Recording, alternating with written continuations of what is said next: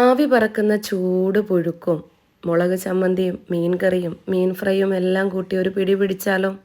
കുഴിമന്തിയും അൽഫാമും ഫ്രൈഡ് ചിക്കനും ഒക്കെ തോറ്റ് തുന്നം പാടും ഇതിൻ്റെ മുമ്പിലല്ലേ?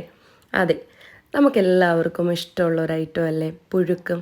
അത് കപ്പയായിക്കോട്ടെ, ചേനയായിക്കോട്ടെ, ചേമ്പായിക്കോട്ടെ, എന്തായാലും അതിനൊരു പ്രത്യേക ടേസ്റ്റാണ്.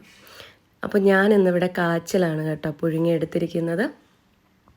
നല്ല മുളക് ചമ്മന്തി, അതിലേക്ക് ഇങ്ങനെ ഒരു കഷ്ണം കാച്ചിലെടുത്തിട്ട് ഇങ്ങനെ അങ്ങോട്ട് കഴിക്കുമ്പോൾ ഉള്ള ആ ഒരു ടേസ്റ്റ് ഉണ്ടല്ലോ. കൂടെ നല്ല കേര ഫ്രൈ ചെയ്തതും, പിന്നെ പറയേ വേണ്ട, സംഭവം നല്ല കെങ്കേമമായിരുന്നു.